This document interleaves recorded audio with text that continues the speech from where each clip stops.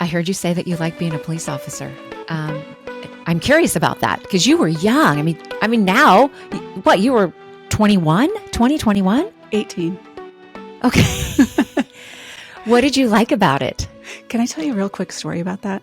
This is Absolutely.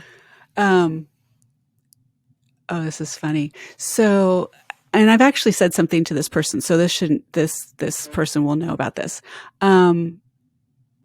As some people know, I like to party and had a good time in high school, and I graduated with 1 credit to spare. And I had already enlisted in the Air Force before I'd even graduated. I did really, really well on the entrance exam for the military. It's called the ASVAB. The only reason I did the ASVAB is because I was trying to get out of class, so I thought that would be more fun, is just to go fill in some dots. Fate, one of those things. So anyway, I was talking with a group of our high school girlfriends, and we were at not Taco Bell, but it was across the street. I don't know, it was Burger King or Wings. I don't remember. And one of them said, "Well, what are you going to do after high school?" And I said, "I'm going into the Air Force." "Oh, really? What are you going to do?" "I'm going into law enforcement." And she said, "Oh, takes a criminal to know a criminal."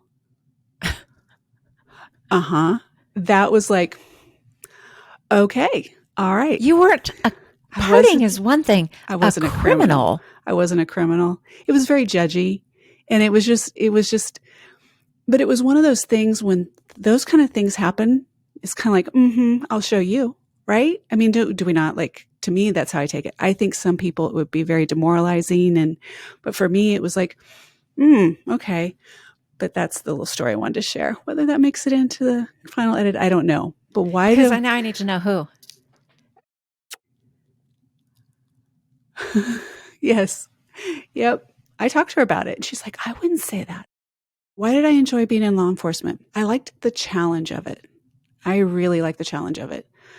It was tough. It was really tough. And I wanted to recreate myself. When I left home, when I left Chico after high school, I really wanted to be someone different. I even changed my name, essentially. So instead that's right, you did. I did. I went by Angel. So if anyone, because I thought it would be funny, be law enforcement, it'd be Angel, I just, that's, and it was funny. I enjoyed just changing who I was and taking on those challenges. I was thinking about one of the things that was really a confidence booster for me is basic training in the Air Force. Okay, it's not that difficult. Truly. Really? No, I mean, just do what they say. Just do what they say. Now, you can talk to the Marines. You can talk to, I guess the Marines would be the main one. They always laugh at the Zoomies, the Air Force, because our basic training was nothing like what they went through.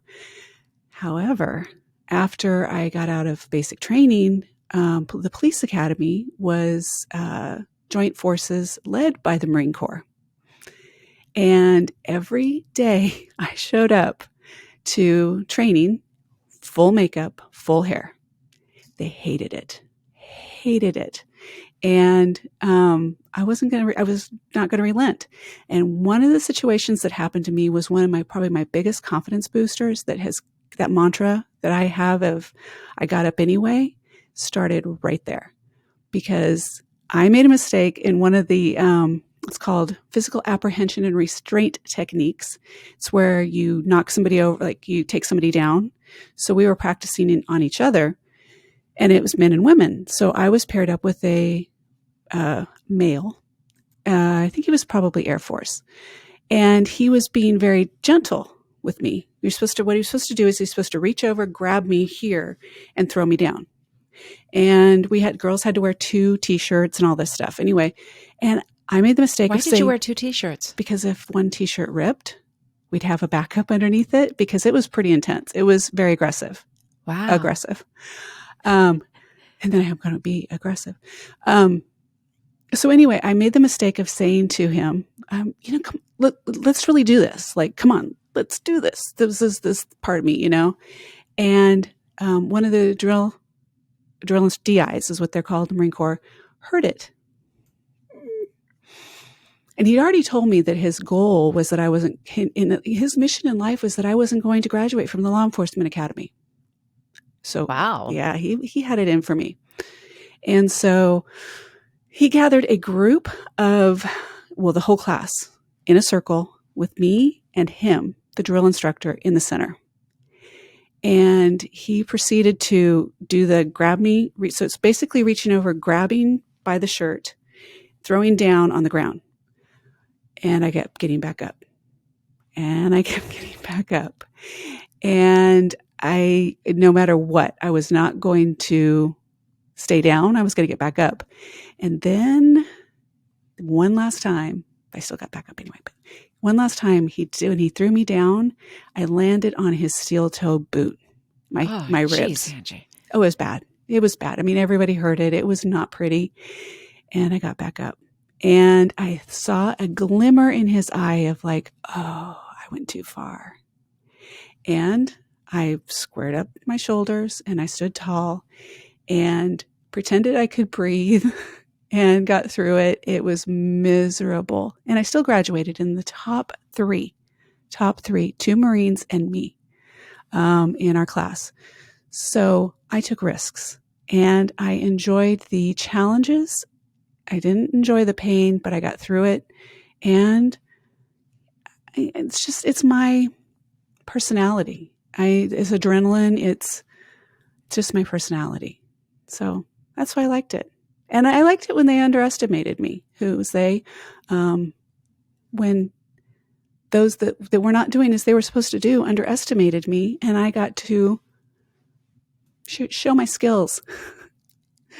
So how come you didn't pursue law enforcement after the Air Force? Oh, I started to.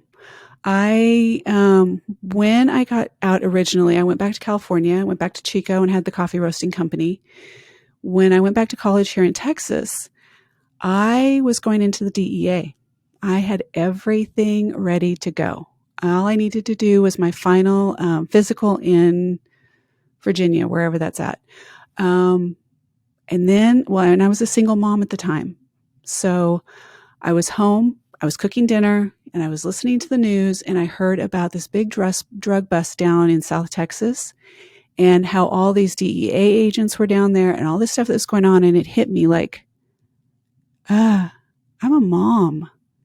I don't want to leave my daughter. I don't want, and at the time they talked a lot about me being undercover, that I'd be good for undercover stuff. Because this was like, I don't know, a long time ago.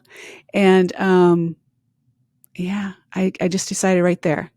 I think I was cooking chili, that wasn't going to be for me. So that next week was a job fair. And I knew that my recruiter was going to be at that job fair. And I went to the job fair to tell her that I wasn't going forward with the program. I had resumes with me. And I walked by the Starbucks booth, and they were like the Antichrist, because I was the small roaster in Chico, and we just felt like Starbucks was just, all the bad. So I walked by with my resume like this and kept walking, through it and kept walking. I'm like, don't look at me. I don't want to talk to you, but I have to do this.